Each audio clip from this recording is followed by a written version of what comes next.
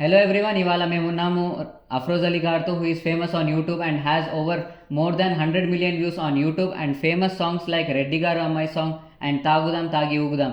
I welcome him on my podcast. Thank you అన్న వచ్చినందుకు. Thank you so much Ahmed, నన్ను invite చేసినందుకు.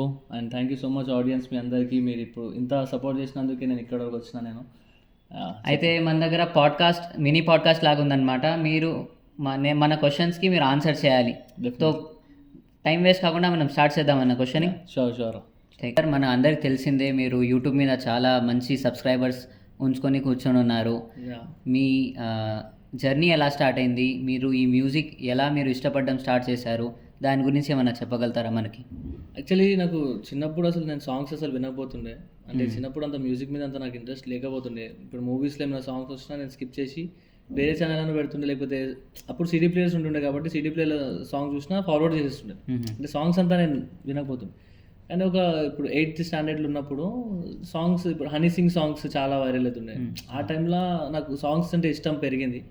అరే మనం కూడా చేద్దాం అన్నట్టు అప్పుడే స్టార్ట్ చేసిన నేను సాంగ్స్ రాయడం. 2013లో రాయడం స్టార్ట్ చేసిన నేను 8th స్టాండర్డ్ ఉన్నప్పుడు. సో ఇప్పటికీ అట్లా స్టార్ట్ అయింది అనమాట. మీరు ఈ 10 to 12 ఇయర్స్ జర్నీలో, మీ మ్యూజిక్ జర్నీలో, యూట్యూబ్ జర్నీలో మీరు అనుకున్న మ్యూజిక్ ఇన్ఫ్లుయెన్సర్ లేకపోతే మ్యూజిక్ ఆర్టిస్ట్ ఎవరితో మీరు ఇన్స్పైర్ అయ్యారో, ఎందుకు అయ్యారు, అది చెప్పగలుగుతారా? అది ఇంతకుముందు నేను చెప్పాను కదా, 8th స్టాండర్డ్లో హనీ సింగ్ సాంగ్స్ వింటుండే. అతను చూసి ఇన్స్పైర్ అయ్యి నేను రాయడం స్టార్ట్ చేసిన, పాడడం స్టార్ట్ చేసిన. సో హనీ సింగే నాకు ఇన్స్పిరేషన్, హనీ సింగ్ ఇన్స్పిరేషన్ మ్యూజిక్లో రావడానికి. మీ ఫ్యామిలీ రియాక్షన్ ఎలా ఉన్నింది మీరు ఫస్ట్ స్టార్ట్ చేసినప్పుడు?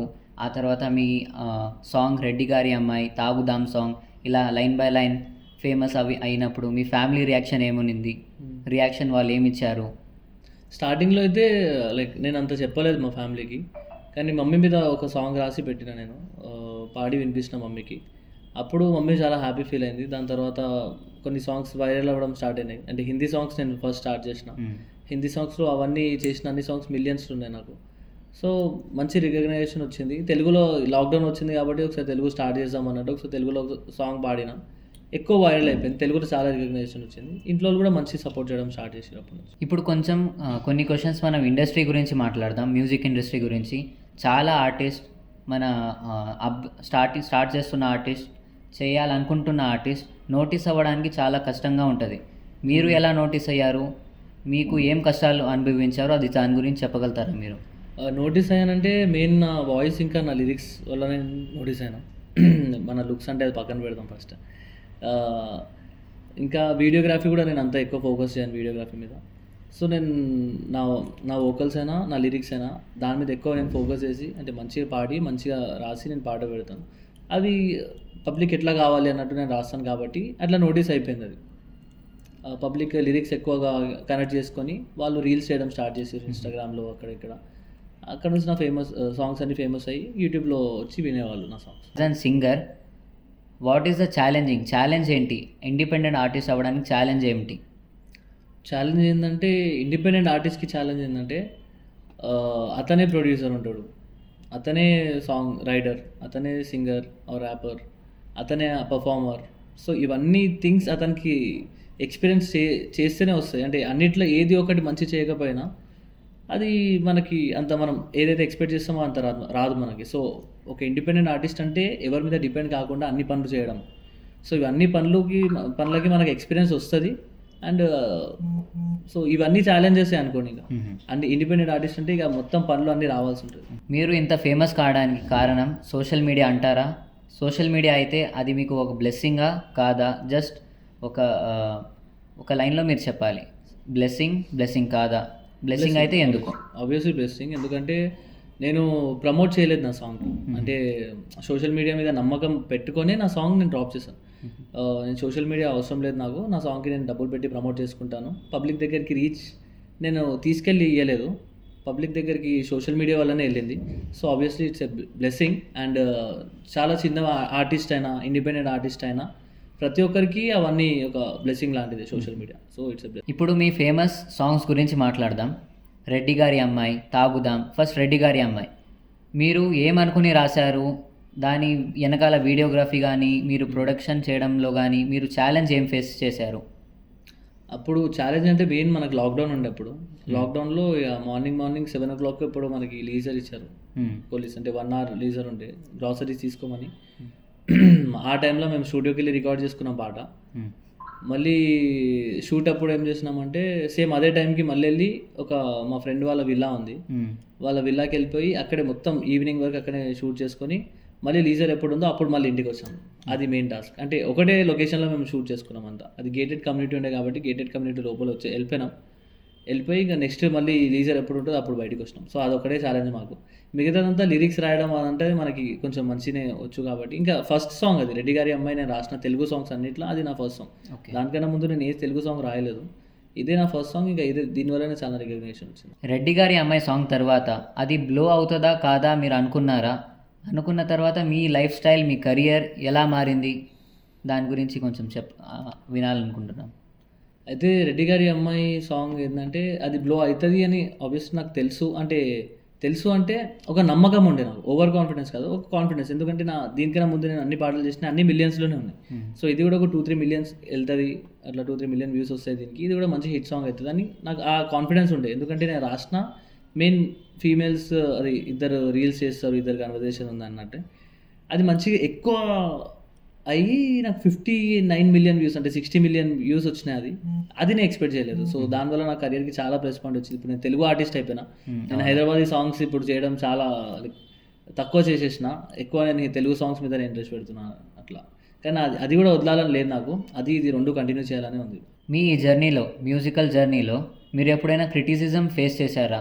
చేస్తే ఏం చేశారు? ప్లస్ దానివల్ల మీరు ఏమైనా ఎఫెక్ట్ అయ్యారా? దాన్ని మీ బై హార్ట్ తీసుకున్నారా? చెప్పండి. క్రిటిసిజం అంటే అట్లా అయితే అంతగా నేను ఏం ఫేస్ చేయలేదు. నేను హర్ట్ అయినంత వరకు అయితే ఏం ఫేస్ చేయలేదు. నేను ఎక్కువగా ప్రతి కమెంట్స్ చదువుతాను. నాకు 99% కమెంట్స్ నాకు పాజిటివ్ అని ఉంటాయి. 99% పాజిటివ్ ఉన్నప్పుడు ఆ 1% నేను ఎందుకు అంత మనసు మీద తీసుకోవాలని నేను లైట్ తీసుకుంటా. అట్లా ఏముండదు. ఇప్పుడు ఒక fun and rapid fire question start చేద్దాం. నేను ఏ క్వశ్చన్ అడుగుతానో దానికి మీరు ఏం టైం గ్యాప్ తీసుకోకుండా అప్పటికప్పుడు ఆన్సర్ చేయాలన్నమాట. ఫస్ట్ క్వశ్చన్, మ్యూజిక్ కాకపోతే అఫ్రోజ్ అలీ ఎక్కడ ఉండేవారు? బిజినెస్, ఒక రెస్టారెంట్ ఓపెన్ చేసుకున్నాను. ఇప్పుడు కూడా అట్లనే ఓపెన్ చేసుకున్నాను. ఓకే. అప్పుడు ఆబ్వియస్ అదొకటే ఉంటుంది. ఓకే. ఒక సాంగ్ ఏది మీరు రాసి నేను ఇది రాసి ఉండాల్సింది, ఇది నాది ఉండాల్సింది అని అనుకునే సాంగ్ ఏమన్నా ఉందా? అట్లాంటిది అయితే అంతా ఏం అనిపిస్తలేదు. ఓకే. ఫేవరెట్ తెలుగు సాంగ్ కానీ లేకపోతే ఆల్ ఓవర్ ఫేమస్ సాంగ్, మీకు ఇష్టమైన సాంగ్ ఏమిటి? ఇష్టమైన సాంగ్ అంటే హనీ సింగ్ సాంగ్, ఇది love dose by honey Singh. If you could perform, మీరు ఎక్కడైనా పర్ఫామ్ చేయాలనుకుంటే ఎక్కడ పర్ఫామ్ చేస్తారు?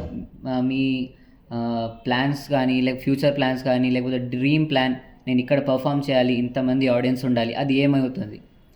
ఇక్కడ పర్ఫామ్ అంటే అలా అయితే ఏం లేదు. మొత్తం వరల్డ్ టూర్ వేయాలని నాకు ఉంది. వరల్డ్లో అందరూ గుర్తుపట్టాలి మనకి. అందరూ ఎక్కడికి వెళ్ళినా సేమ్ రియాక్షన్ ఉండాలి. అందరూ బాగా ఎంజాయ్ చేయాలి. Same reaction in the sense అందరూ బాగా ఎంజాయ్ చేయాలి. నా పాటలు నాకన్నా వాళ్ళు ఎక్కువ పాడాలి. ఓకే. స్టేజ్ మీద. So this is the last segment అనమాట. మీ ఫ్యూచర్ ప్లాన్స్ గురించి మాట్లాడతాం. సో నెక్స్ట్ అఫ్రోజ్ అలీ గారు మనకి నెక్స్ట్ ఏం ప్లాన్స్లో, ఏ ప్రాజెక్ట్స్లో ఎవరితో కొలాబరేట్ అవుతూ కనిపిపోతున్నారు మనకి? అదైతే ఇప్పటికి కొంచెం సర్ప్రైజ్ ఉంది. అంటే సాంగ్స్ అంటే 3 సాంగ్స్ వస్తున్నాయి తెలుగులోనే. ఆ 3 సాంగ్స్కి ఒకటే స్టోరీ ఉంటుంది. అంటే ఒకటే వీడియో 3 పార్ట్స్ ఉంటుంది అన్నమాట. అది ఓకే. ఇప్పుడు పుష్ప మూవీ ఇట్లా పార్ట్ 1 పార్ట్ 2 ఎట్లయితుందో ఈ సాంగ్స్ అట్లా ఉంటుంది. సో ఇంతే హింట్ ఇవ్వగలుగుతాను నేను పాటలు అయితే. ఫ్యూచర్ ప్లాన్స్ అంటే ఇంకా ప్రస్తుతానికి బిగ్ బాస్ ట్రై చేస్తున్నాను. ఒకవేళ బిగ్ బాస్ అయితే ఇంకా మంచిగా ఉంటుంది. నెక్స్ట్ క్వశ్చన్, మీరు ఏ ఆర్టిస్ట్తో అయినా కొలాబరేట్ అవ్వవచ్చు అంటే మీరు ఏ ఆర్టిస్ట్తో కొలాబరేట్ అవుతారు in future? Honey Singh obviously. Upcoming జనరేషన్లో, అప్కమింగ్ మ్యూజిక్లో ఎంటర్ చేసే వాళ్ళకి మీరు ఏం సజెషన్ ఇవ్వగలుగుతారు? ఏం పాత్వే చూపిస్తారు మిమ్మల్ని అడిగితే? నన్ను అడిగితే మాత్రం ఇప్పుడు ఏం చెప్తానంటే ఎవరిది వినొద్దు. అంటే ప్రతి ఒక్కరిది వినాలి, కానీ పాజిటివిటీ తీసుకోవాలి. వాళ్ళు ఏమైనా నెగిటివిటీ, నువ్వు చేయలేవు, నీ వల్ల అవ్వదు, నువ్వు ఇది నేర్చుకోలే, అది నేర్చుకోలే, మనది ఇది కాదు, అది కాదంటే అవన్నీ పట్టించుకోకు. అరే మంచి చేస్తున్నావు, చెయ్యి, ఇట్లా గైడ్ చేస్తే ఓకే. చిన్న కరెక్షన్స్ చెప్పినా వినాలి, అది కూడా చూడాలి. అరే మనం ఇది కరెక్ట్ చేస్తున్నాం లేదా అన్నట్టు మనం చూసుకోవాలి. కాదు వాడేంది నాకు చెప్పేది అన్నట్టు ఎప్పుడు అట్లా ఆలోచించవద్దు.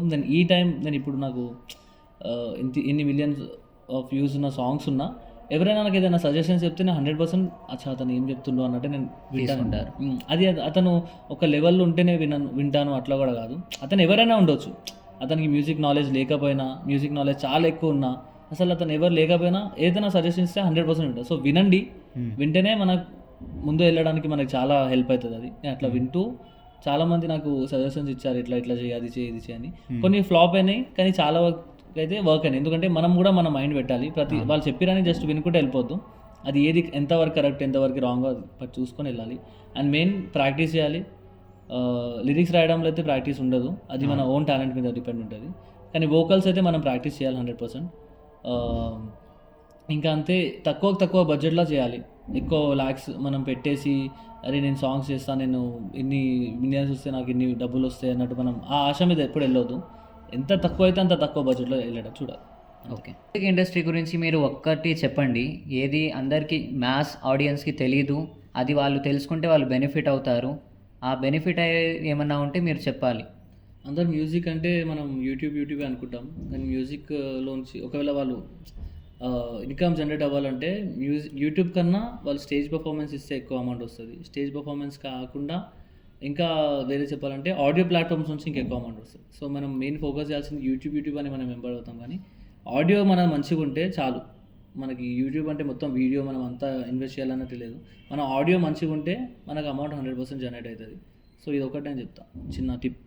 ఆడియో మెయిన్ మంచిగా ఉండాలి మనది. అది వీడియో ఎంత అలా ఉన్నా పర్లేదు, ఆడియో మంచిగా ఉండాలి. ఓకే, సో అఫ్రోజ్ అలీ గారు, థ్యాంక్ యూ మా మినీ పాడ్కాస్ట్కి వచ్చినందుకు, మీ టైం ఇచ్చి. Thank you so much Ahmed. నిజంగా మస్తు అనిపించింది, లైక్ ఇంత చిన్న ఏజ్లో ఒక ఇంటర్వ్యూ తీసుకుంటున్నావు. నిజంగా ఇన్స్పైరింగ్ నువ్వు చాలామందికి. Thank you sir. And okay, అందరు audience thank you so much, మీరు ఇక్కడ వరకు వచ్చారు వీడియో ఎండ్ వరకు. అండ్ మన డైలీ అహ్మద్కి సబ్స్క్రైబ్ చేయండి, సపోర్ట్ చేయండి, ఇట్లానే జబర్దస్త్ చేస్తుండు అహ్మద్. థ్యాంక్ యూ అన్న. చలో.